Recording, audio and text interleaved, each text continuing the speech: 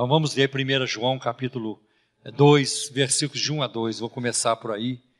Meus filhinhos, escrevo-lhes estas coisas, para que vocês não pequem. Se porém alguém pecar, temos um intercessor junto ao Pai. Uma outra versão diz, temos um advogado junto ao Pai, Jesus Cristo o justo. Ele é a propiciação, ele é a satisfação diante de Deus pelos nossos pecados. E não somente pelos nossos, mas também pelos pecados de todo mundo. João, ele sabe da gravidade do pecado. João sabe do que está dizendo. Foi João quem viu e escreveu a respeito da mulher adúltera, no capítulo 8 do seu evangelho.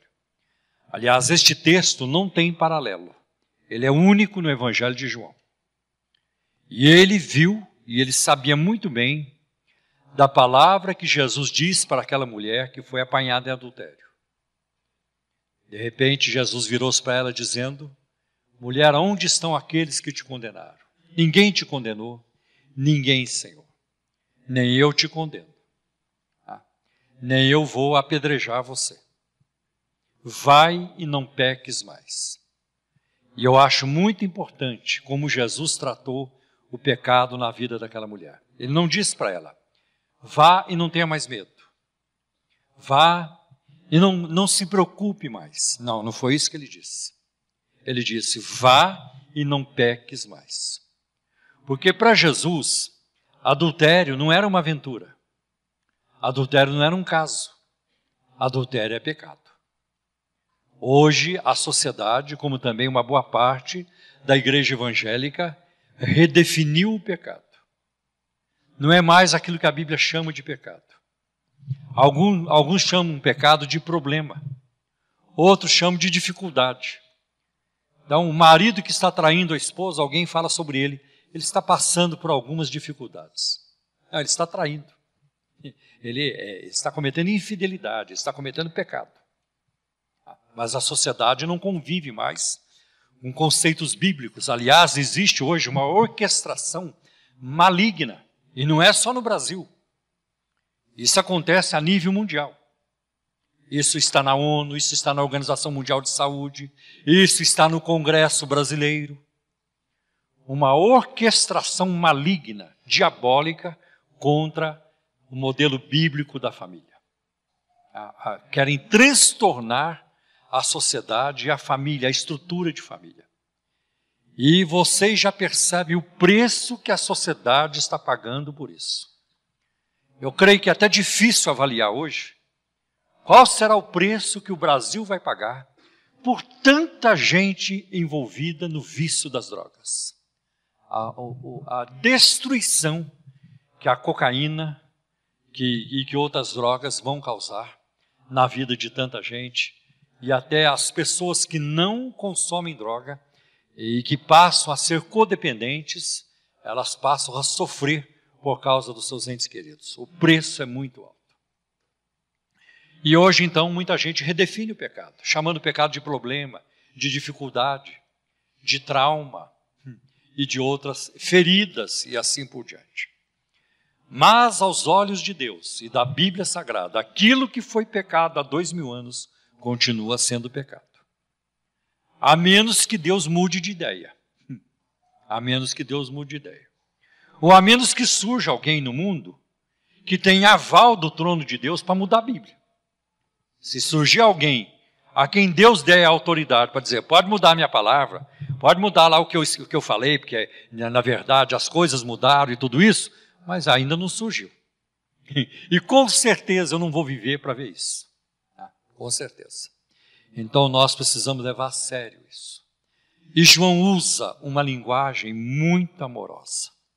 Foi ele também quem escreveu no capítulo 5, sobre o paralítico que foi curado no tanque de Betesda, e que também este relato não tem paralelo. Ele não está nos outros evangelhos. Jesus curou aquele paralítico no tanque de Betesda, que era paralítico por 38 anos. Então eu não acredito que ele foi paralítico de nascença. Eu acredito que ele nasceu normal e houve um dado momento na vida dele em que ele se tornou paralítico. Então ele tinha bem mais de 38 anos, quem sabe. Depois que ele foi curado por Jesus, Jesus o encontrou no templo e disse para ele, isso está no versículo 14, do capítulo 5 do Evangelho de João. Olhe, você está curado. Não volte a pecar, para que algo pior não lhe aconteça. Então, a vida que ele vivia já era muito difícil. Principalmente naquela época. Um paralítico naquela época não tinha os recursos, a tecnologia que existe hoje. A cadeira de rodas, né, ela vem motorizada. Os acessos que hoje são, a lei vai exigindo. Tem um punhado de benefícios hoje que facilitam a vida das pessoas que têm esse impedimento. Mas ele até chegou a reclamar para Jesus. Não tem ninguém, não tem um homem que me leve até a água para eu ser curado. Então Jesus diz, não peque, não volte a pecar, para que algo pior não lhe aconteça. Por que Jesus disse não volte a pecar? Porque ele já tinha pecado bastante. A pessoa mesmo que tem um problema físico, mesmo na questão de paralisia, de ser paralítico, ou tem um impedimento físico, ela tem uma grande tendência para murmurar. É próprio do ser humano. Para reclamar, para falar contra Deus. E vai ver que ele reclamou muito, ele brigou muito. Quando Jesus se aproxima dele, ele está um homem amargo, triste, acabrunhado. E Jesus chega e traz vida para ele. E diz para ele, não volte a pecar, não peque mais, para que não lhe suceda coisa pior. Então, pior do que ser um paralítico por 38 anos, é voltar a pecar. Jesus colocou isso. Então, nós precisamos estar atentos a isso. Tem um outro texto que é muito importante para nós, que está em Romanos capítulo 8, versículo 13. Olha que importante esse texto. E diz assim, pois se vocês viverem de acordo com a carne, e carne aqui não está falando de picanha, nem de filé mignon. Não vai pensar em leitão pururuca, não é isso que está falando aqui. A Bíblia, quando fala de carne, ela fala de um termo grego que é sarx, que é a natureza carnal, é a nossa cobiça, é a nossa tendência pecaminosa. E todos nós temos, ninguém escapa disso.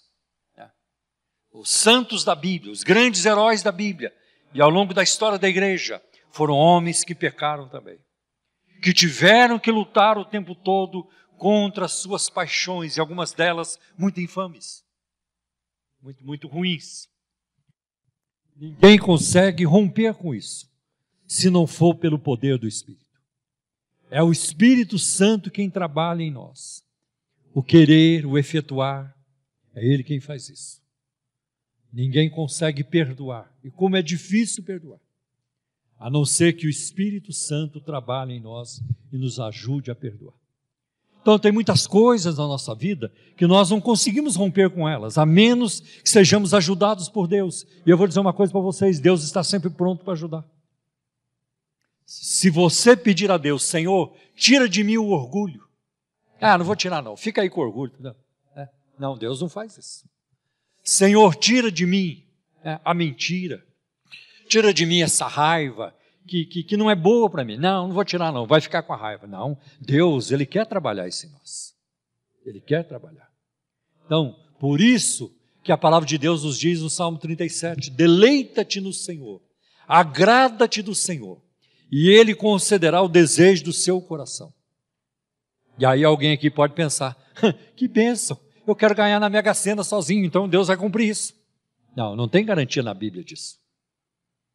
Quando a Bíblia diz, deleita-te no Senhor, agrada-te do Senhor, e Ele vai conceder o desejo do seu coração, eu vou dizer para você o que significa isso. Agradar-se de Deus é dizer, eu te quero muito, meu Deus, eu te amo muito, eu quero mais do Senhor, eu quero fazer a tua vontade, eu quero te obedecer, eu quero te agradar, Senhor. Isso aí eu vou te ajudar. É nesse sentido. Então Ele concederá esse desejo do seu coração. João escreve, porque João conhecia a gravidade do pecado. Foi ele quem viu, e ele assistiu a agonia de Jesus no Getsêmani. João assistiu o julgamento, aonde os discípulos não chegaram. João chegou até lá dentro da casa do sumo sacerdote. Pedro ficou no pátio, lá se aquecendo numa fogueira. Depois Pedro desaparece, nós não vemos mais Pedro. Mas a gente vê João lá no pé da cruz. O único discípulo a acompanhar Jesus no Calvário e ficou lá até que ele morresse. E que ouviu Jesus dizer-lhe: eis aí tua mãe, mãe, eis aí o teu filho. Então Jesus foi o único discípulo que viu, literalmente viu, o peso do pecado sobre o Senhor Jesus. Quando o profeta Isaías profetizou sobre Cristo, 700 anos antes dele nascer, ele levará sobre si os nossos pecados. João viu isso acontecendo na cruz. Viu como seu corpo foi maltratado, aviltado, insultado. Viu como seu corpo foi rasgado. Viu isso. Viu todo o sofrimento de Cristo. Então João sabia da gravidade do pecado. O meu Senhor, o meu Deus passou por isso, por causa do pecado. Quando João fala, escreve a sua carta, ele usa uma linguagem muito amorosa. Meus filhinhos. Na verdade, ele estava querendo dizer, meus queridos filhos, meus amados filhos, ou meus filhos amados, não pequem. É porque eles estavam pecando muito? Eu não creio. Eles resistam. Façam de tudo para não pecar. Por que a Bíblia nos alerta sobre isso? Porque um pecado leva sempre a mais pecados. Eu já disse essa ilustração aqui uma vez. O ladrão, quando ele rouba a primeira vez, ele sofre muito para roubar. Ele vai roubar, ele vai pular um muro, arrombar uma casa, ele vai preocupado, e se minha mulher souber? E se meus filhos ficarem sabendo que eu estou roubando? E se os meus amigos, eu tenho lá um vizinho que gosta muito de mim, e se ele souber que eu estou me transformando num ladrão? Sofre para pecar, para roubar. Aí ele roubou e deu certo. Dali uns dias ele planeja outro roubo. Ele ainda está preocupado. E se a minha esposa souber, se meus filhos souberem, se meus pais souberem? Ele rouba de novo e deu certo. Depois da 10ª vez, ele não está preocupado com mais nada. O pecado funciona da mesma maneira. Existe um ditado aí no mundo que diz que porteira pela qual passa um boi, passa uma boiada. Aliás, os locutores desportivos usam muito esse ditado quando um time leva um gol ou faz um gol. Então, um pecado leva sempre a outros pecados. O pecado, ele nos torna insensíveis. Ele petrifica os nossos sentimentos.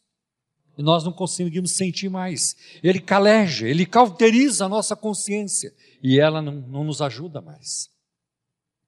Outra coisa, o pecado sempre evoca a disciplina de Deus. Ninguém de nós peca e fica ileso. O mundo, tudo bem. O mundo peca, mas o cristão, se ele pecar, Deus vai trazê-lo aqui. Deus vai trazê-lo, porque o Espírito Santo, ele não vai nos dar trégua. Ele trabalha na nossa vida de duas maneiras. Na primeira, ele enche a nossa bola.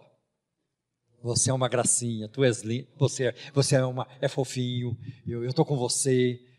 E é aquele negócio. O Espírito Santo nos paparica. Isso é verdade. Tem muitas passagens na Bíblia em que nós somos paparicados. Mas quando nós falhamos, o Espírito Santo vem e puxa a nossa orelha. Toma vergonha, arrepende-te. E isso é um tremendo trabalho da graça de Deus. Isso é demonstração do amor e da bondade de Deus para conosco. Quando Deus puxa a nossa orelha. Porque Ele está interessado em nós. Ele quer ver o nosso progresso, nossa transformação. É o desejo de Deus que você e eu sejamos cheios do Espírito Santo. Tenhamos sabedoria de Deus na nossa vida. Tenhamos uma vida tranquila, feliz. É o desejo de Deus. Então, o pecado evoca, ele traz a disciplina de Deus. Nós vamos ser disciplinados. O tempo gasto no pecado é desperdiçado para sempre. Ninguém pode dizer que aproveitou bem o tempo quando estava no pecado. Todo tempo empregado no pecado é um tempo perdido. Você não pode contabilizar isso de forma positiva. O pecado nunca agrada a Deus. Pelo contrário, o pecado sempre o entristece. Por isso que a palavra de Deus nos diz em Efésios 4:30, não entristeçais o Espírito Santo de Deus que habita em vós.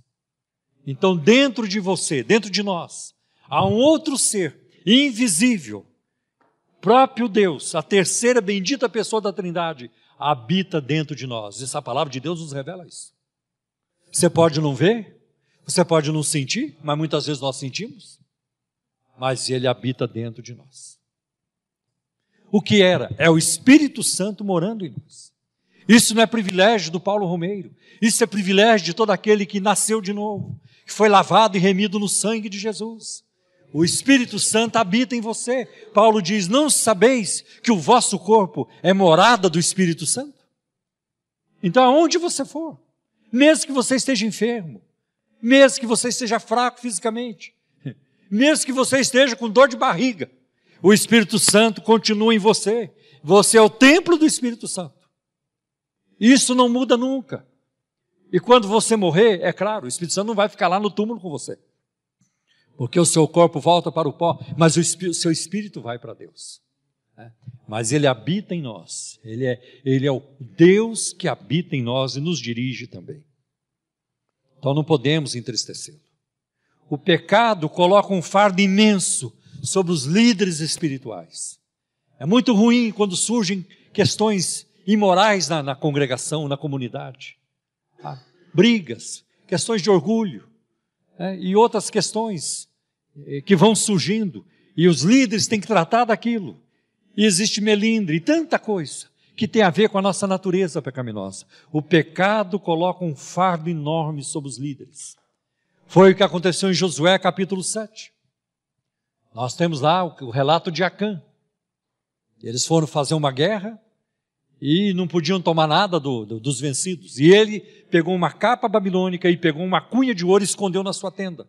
E dali em diante Israel não ganhava mais guerra nenhuma. Por quê? Porque tem a abominação no meio do meu povo.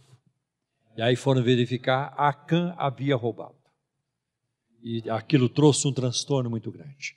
Quanto transtorno para a vida de Moisés. Quanto trabalho para o apóstolo Paulo, algumas igrejas deram, e assim por diante. Então o pecado traz esse fardo sobre todos. No devido tempo, o pecado produz tristeza no coração. Você e eu não seremos felizes no pecado. E às vezes eu ouço hoje, é muito comum hoje no meio evangélico. O pastor fulano de tal largou da mulher dele, está com uma mais nova. O pastor já largou a mulher de 50, de 45, agora está com uma de 20 ou 25. Isso é comum. Mas o pecado, ele tem o seu preço. E ele vai produzir tristeza no coração. Você quer ver? Salmo 32, versículo de 3 a 4.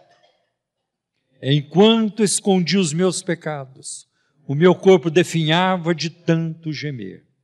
Pois de dia e de noite, a tua mão pesava sobre mim.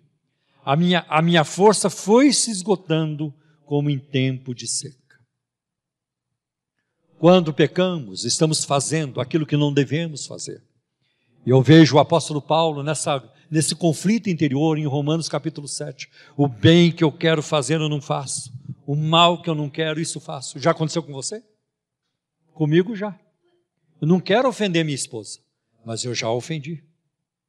Eu não quero tratar os meus filhos de forma errada, mas eu acabo fazendo. Eu não quero tratar uma ovelha de forma inadequada, mas eu já fiz isso. E eu já tive que pedir perdão para algumas ovelhas, algumas vezes, porque eu não fiz aquilo que devia fazer e acabei fazendo o que não deveria fazer. Isso está em nós. Então nós temos esse conflito e nós temos que trazer então tudo isso debaixo da direção do Espírito Santo para andarmos corretamente. O pecado sempre me torna aquém do que eu poderia ser. O pecado sempre vai fazer isso conosco. O pecado não vai permitir que você tenha uma vida cheia do Espírito Santo, que você tenha a sabedoria de Deus, que você faça progresso na vida espiritual, e para alguns atrapalha até a vida material. No momento que você se torna uma pessoa de caráter questionável, isso começa a vazar e outros começam a perceber e eles não confiam mais em você. Quem é que contrataria um advogado picareta para defender sua causa? Quem é que contrataria um contador desonesto para fazer a contabilidade da sua empresa? Então, essas coisas afetam também, né? Afetam também. Então, o pecado, ele faz isso. Ele me torna aquém do que eu poderia ser. Eu poderia ser um crente melhor, um esposo melhor, um pai melhor, um pastor melhor. Mas o pecado pode impedir tudo isso. Isso na nossa vida também. O pecado, né? Ele faz com que outros, inclusive a minha família, sofram as consequências. O pecado nunca afeta só o pecador, ele respinga nos outros. A esposa é afetada pelo pecado do marido e vice-versa. Os filhos são afetados pelos pecados dos pais. E assim por diante. A comunidade toda pode ser afetada pelo pecado de alguém e assim por diante. Nós vemos isso, tem exemplos na Bíblia de sobra sobre isso. O pecado entristece os demais. Eu nunca ouvi falar que um crente fiel, adequado e equilibrado se alegra com o pecado dos outros. Ele caiu, glória a Deus, finalmente aquele sem vergonha caiu. Ele pecou, ainda bem, né, que Deus é justo. Não é assim. Se você se alegra porque alguém se deu mal na vida, existe alguma coisa muito errada com o seu sofrimento, com o seu crescimento espiritual. Se você é daqueles que fica torcendo para o mal dos outros, tomara.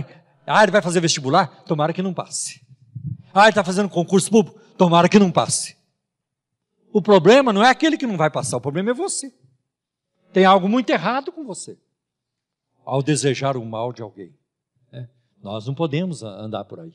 Jesus nos ensinou muito bem. Amai os vossos inimigos, fazei bem aos que vos perseguem. É isso que a palavra de Deus nos ensina. O pecado causa alegria nos inimigos de Deus. Por isso nós devemos evitar o pecado. O pecado causa alegria nos inimigos de Deus. Você pode ver num jogo de futebol. Tem um jogador lá, ele se comportou mal no campo. Ele é evangélico? Todo mundo já comenta. E é crente, e é evangélico. É isso mesmo, é evangélico. Se for um católico, se for um kardecista, se for um budista, ninguém comenta. Mas se for crente, ai dele. Porque nós somos visados. Porque a luz que habita em nós incomoda as trevas. Vai ser sempre assim. Por isso você e eu temos que zelar pelo nosso compromisso. Eu já vi isso tantas vezes. A pessoa se deu mal, a pessoa se comportou mal. É evangélico, é evangélico. É assim que acontece. O pecado, ele me engana, ele nos engana, fazendo-nos acreditar que ganhamos, quando na realidade nós perdemos. O pecado nunca traz lucro para nós. Você quer ver um exemplo bem prático? Há poucas semanas agora estourou mais um escândalo aqui em São Paulo, da prefeitura, dos fiscais, de alguns fiscais da prefeitura, com as grandes construtoras. O que é que aconteceu? Eles cobraram o imposto por fora, cobraram menos. O imposto, digamos que era 2,5 milhões, fizeram um acerto com a construtora, paga só 800 mil. E pegaram o dinheiro. Com a outra era assim, me dá 600, me dá 500, me dá 1,2 milhão. Mas isso veio à tona. Isso foi tudo descoberto. E agora o Estado, o governo quer receber, e vai receber, porque o governo não fica sem receber. Você pode ter certeza. Você já viu o governo pedindo oração porque não consegue receber alguma dívida? Você já viu isso, pedindo oração nas igrejas? Você já viu o prefeito pedindo oração porque não consegue receber alguma dívida? Você já viu o governo pedindo oração por causa da justiça? Não tem isso não. O governo tem seus meios, seus caminhos para chegar lá sem problemas. E agora eles querem receber. E agora a construtora, que devia 2,5 milhões, mas deu 800 na mão do fiscal, ela vai ter que dar os 2,5 milhões com juro e ainda perdeu os 800 que deu lá atrás. Então o pecado a gente no pecado acha que está ganhando, mas a gente está perdendo. Não é por aí. O pecado pode impedir que alguém se qualifique para a liderança espiritual. Não é possível você acreditar, dar crédito a alguém, dar uma função para alguém que vive no cambalacho, na mentira. e com muitas outras coisas erradas. Não, o ministério cristão exige daqueles que o exercem caráter, ética cristã. Eu sei que hoje o mundo evangélico está desprovido disso. Está desprovido. O pecado traz consigo um prazer momentâneo, em troca de uma perda eterna. Não existe nada que dê para o ser humano mais prazer do que o orgasmo sexual. Mas também não há prazer que passe tão depressa. E por causa disso, muita gente tem perdido a vida eterna. Não tem resistido. Então, o pecado, o prazer do pecado é muito breve. E não é só na área sexual, é em todas as áreas. Tudo isso, o prazer do pecado tem prazo de validade, ele acaba. Mas os dividendos, o desfrutar da vida eterna, a alegria de Cristo, não tem prazo de validade, ela dura para sempre. E não há nada que possa destruir essa alegria. Ninguém conseguiu destruir a alegria de Estevão, a firmeza de Estevão, enquanto ele estava sendo apedrejado. Ninguém conseguiu levar o apóstolo Paulo ao desespero, mesmo sabendo que ele seria executado. Ele guardou a fé até o fim. Era assim. Ninguém conseguiu. Nada rouba a nossa alegria. Isso é muito importante. Você vê Lucas capítulo 16. Jesus fala do rico e Lázaro. O rico se banqueteava todo dia, vestia-se de púrpura. Era uma vida nababesca, de nababo. Mas ele, aquilo passou, ele morreu. E foi levado para o Hades, para o inferno. E Lázaro foi levado pelos anjos para o seio de Abraão, significa para a intimidade com Deus. E lá ele estava atormentado no Hades, no inferno. Passou. O pecado, ele pode influenciar outros a pecar. Nosso pecado pode influenciar outros a pecar. Eva influenciou Adão. Come também Adão. E ele comeu. E eu já vi isso muito acontecer. Outra hora vou orientar outra pessoa. Escuta, cuidado com as suas palavras. Você assim, mas o fulano também fala. Olha, cuidado com a sua roupa. Assim, mas a fulana também se veste assim. E eu pergunto, quem é o seu referencial? É o crente caído? É o crente vazio? É o crente desobediente? É ele que é o seu referencial? Ou é Cristo Jesus o nosso referencial? Eu quero me parecer com Jesus. Eu quero seguir os passos de Cristo. Nosso pecado pode impedir que outros conheçam a Cristo. Porque se a gente vai falar de Jesus para alguém e a gente não tem uma vida correta, vai dizer, você? Quem é você? Você daqui igreja, daquele picareta, tem um camarada lá na sua igreja, está devendo para mim e não paga. Tem um camarada lá na sua igreja, que todo mundo acha que ele é santinho, e a mulher dele também acha que ele é santinho, mas ele faz isso. E isso impede as pessoas de virem a Cristo. O nosso pecado menospreza a cruz de Cristo, sob a qual ele morreu, com o objetivo específico de remover o nosso pecado. Cristo estava na cruz, resolvendo da questão dos nossos pecados. Cristo não estava lá resolvendo problemas financeiros. Eu garanto para você que não. Eu falo sem medo de errar. Jesus não estava na cruz resolvendo problema de câncer, nem de diabetes, nem de problema cardíaco, nem de artrite, coisa assim, nem reumatismo. Ele estava lá resolvendo a questão que a medicina não resolve, o problema do nosso pecado.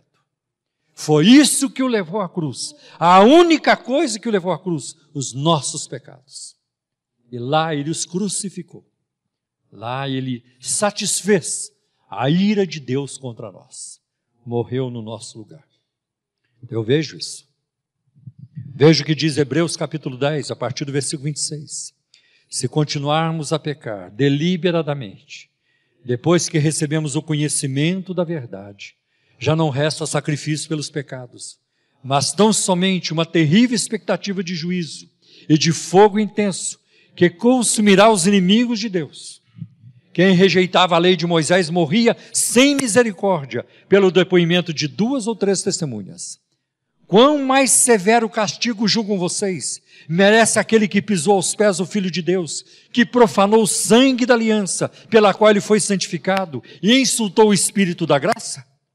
Pois conhecemos aquele que disse: ai, a mim pertence a vingança, eu retribuirei. E outra vez diz: o Senhor julgará o seu povo. Terrível coisa é cair nas mãos do Deus vivo.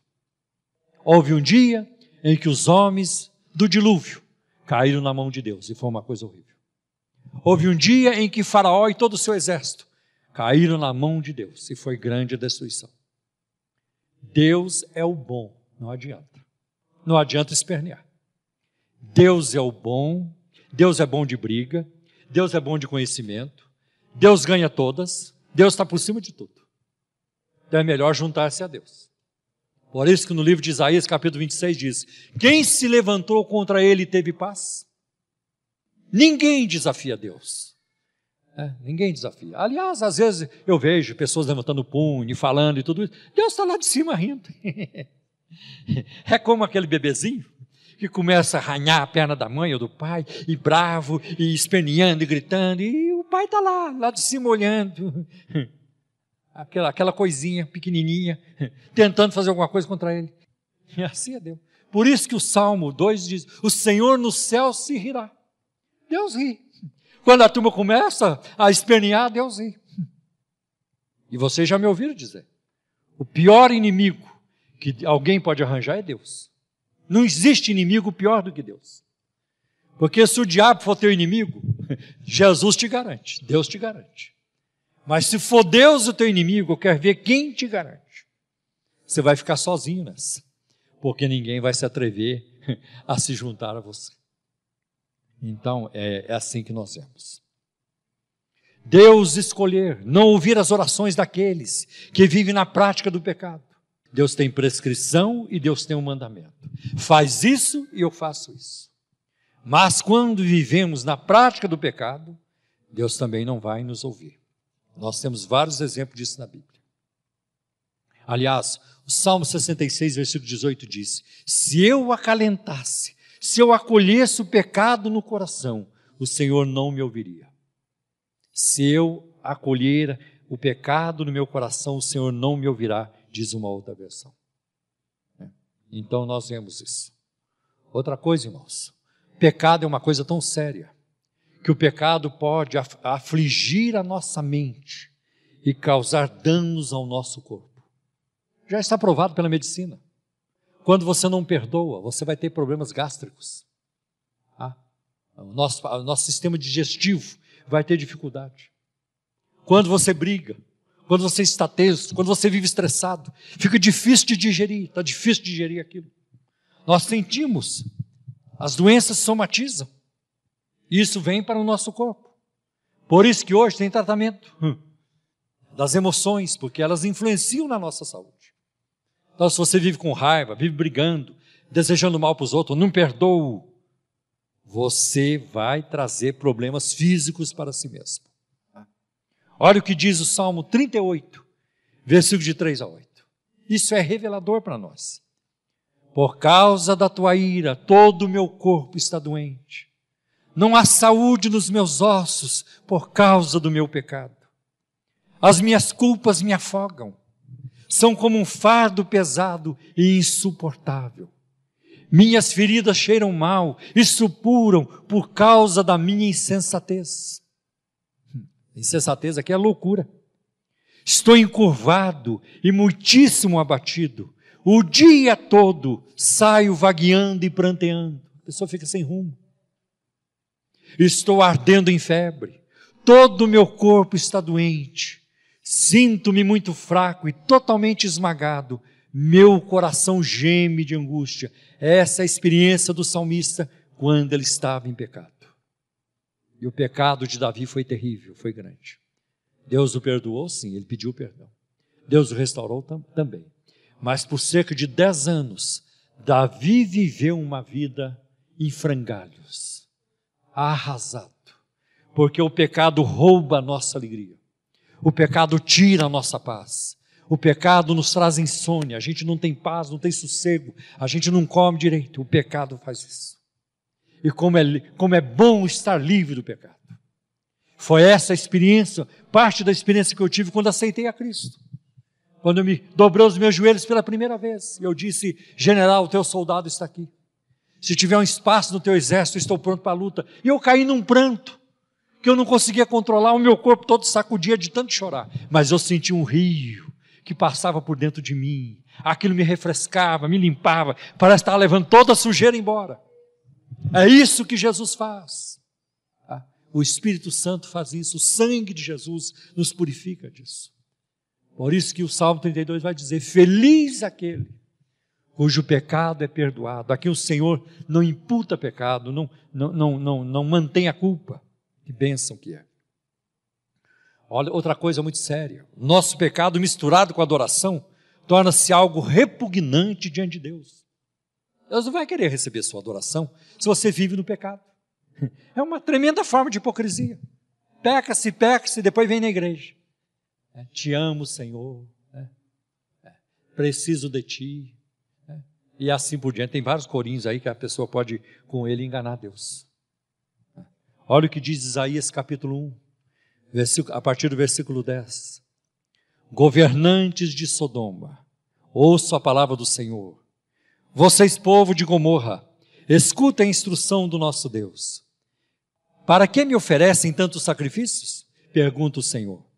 Para mim chega de holocaustos e de carneiros e da gordura de novilhos gordos. Não tenho nenhum prazer no sangue de novilhos, de cordeiros e de bodes. Quando lhes pediu que viesse à minha presença, quem lhes pediu que pusesse os pés em meus átrios? Deus estava tão irado com o povo de Israel que ele disse: quem foi que convidou vocês para vir aqui? Eu nem convidei você. Você já pensou, você vai visitar alguém, chega lá na porta, a pessoa abre a porta, quem te convidou? Quem foi que falou para você vir aqui na minha casa? Não quero você aqui não. Você aqui é persona não grata. Dá licença, passar bem. É isso que Deus está fazendo com o povo de Israel. Não quero vocês diante de mim. E ele continua. Parem de trazer ofertas inúteis. O incenso de vocês é repugnante para mim. Luas novas, sábados e reuniões. Não consigo suportar suas assembleias, seus cultos cheios de iniquidade. Suas festas de lua nova e suas festas fixas, eu as odeio. Já pensou? Tornaram-se um fardo para mim, não as suporto mais. Tem cultos hoje na igreja brasileira que são assim. Você acha que Deus está interessado num culto onde só se fala em carro, em mansão, e loja, e vender, e sair do vermelho? Você acha que Deus se agrada disso? Você acha que o Deus da Bíblia está aí? Você acha que isso tem a ver com o Evangelho? Isso nada tem a ver com o Evangelho. Para mim o Evangelho tem a ver com a cruz de Cristo, com o sangue de Jesus, com a sua vida e a sua obra, com verdades eternas, que trazem para uma humanidade perdida e condenada a vida eterna, a salvação, o perdão do Senhor. É isso que é boa nova, não é outra coisa. Quando vocês estender as mãos em oração, eu esconderei de vocês os meus olhos, mesmo que multiplique as suas orações, não as escutarei. As suas mãos estão cheias de sangue, lavem-se, limpem-se, removam suas más obras para longe da minha vista. Parem de fazer o mal, aprendam a fazer o bem, busquem a justiça, acabem com a opressão, lutem pelos direitos do órfão, defendam a causa da viúva. As autoridades brasileiras precisam ouvir isso, precisam ler isso. Venham, vamos refletir juntos, diz o Senhor. Embora os seus pecados sejam vermelhos como escarlate, eles se tornarão brancos como a neve. Embora sejam vermelhos, rubros como a púrpura, como lã se tornarão. Se vocês estiverem dispostos a obedecer, comerão os melhores frutos dessa terra. Mas se resistirem e se rebelarem, serão devorados pela espada, pois o Senhor é quem fala. Que palavra dura, para uma nação que era dele.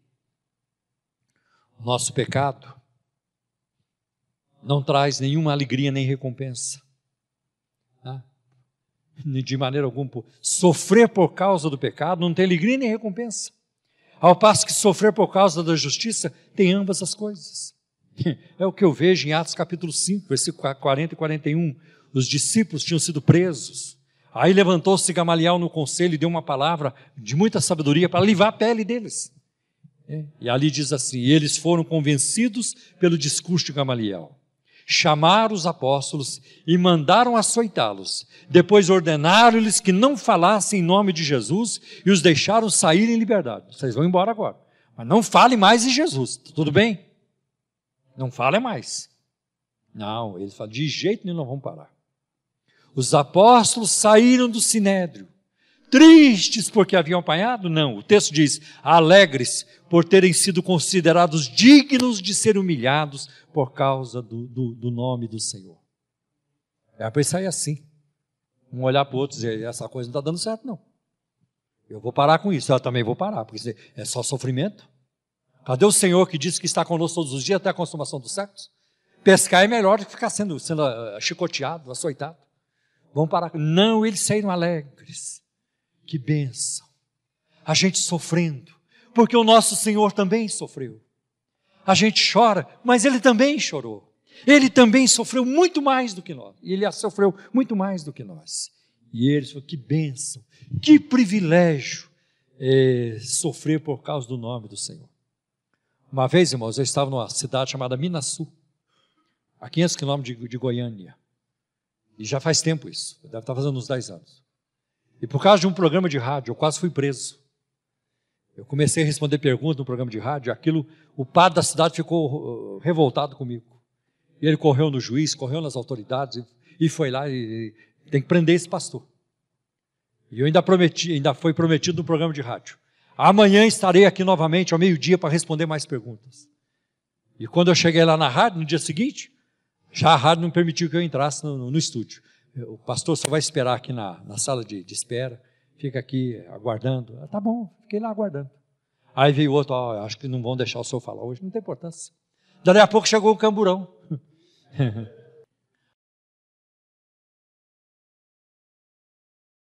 Aí desceram lá alguns soldados, não sei se eram uns 3 ou 4, ou 5, desceram.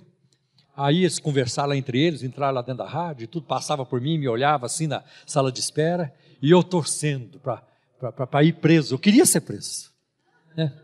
Porque ser preso por amor ao Evangelho, isso é uma bênção. Eu não quero ser preso por... Não precisa nem falar, você já sabe. Não precisa nem falar. Mas aí, irmão, não deu certo. O comandante daquele destacamento, o tenente, ele era filho do pastor da igreja da Assembleia de Deus, onde eu estava fazendo uma série de estudos.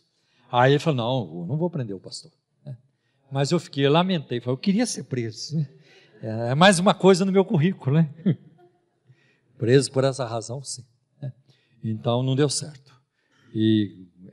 Então o pecado, ele traz tudo isso. Outra coisa, embora perdoado, nós contemplaremos novamente o nosso pecado no tribunal do juízo, onde a perda e o ganho das recompensas eternas serão aplicados. E outra, quando a gente peca, a gente nunca sabe, por antecipação, quão severa poderá ser a disciplina pelo nosso pecado, ou a consequência do nosso pecado. E o pecado de uma pessoa pode indicar que ela ainda não foi salva, ela está numa condição de perdido.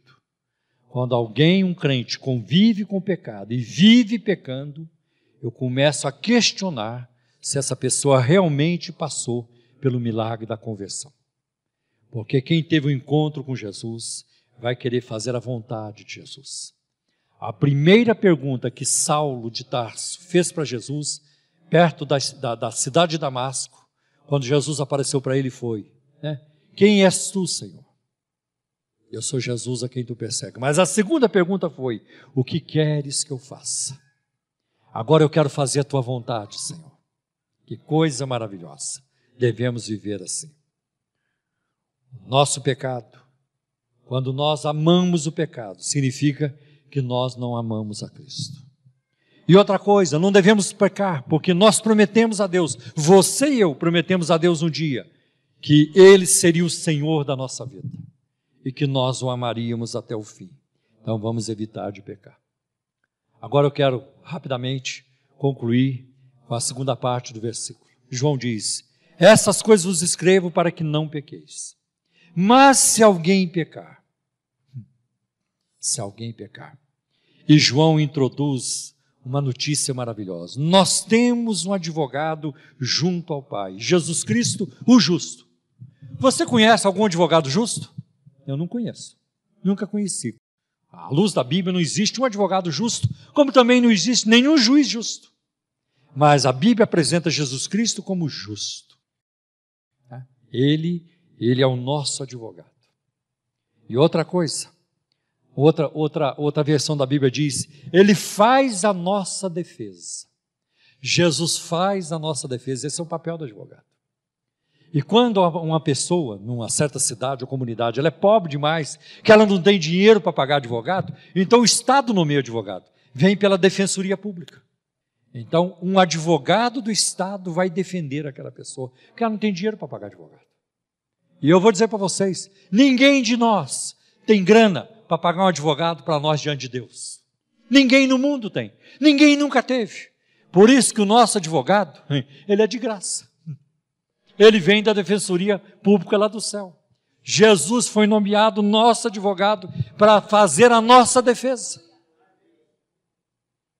E quando ele se levanta no tribunal e faz a nossa defesa e fala a nosso favor, eu vou dizer para você, não tem nem réplica. Jesus de primeira já vai ganhando todos os processos. Eu nunca ouvi falar que Jesus perdesse uma causa. Ele tem poder para nos defender. Ele tem poder para nos salvar, para nos purificar, para nos justificar diante de Deus, porque a sua justiça é transferida para nós. E aí é o sentido forênsico, jurídico da nossa expiação. Cristo pagou a dívida por nós. Por isso o livro de Hebreus é dito que ele foi feito o nosso fiador, pagou a dívida do pecado que nós não conseguimos pagar. Que bênção!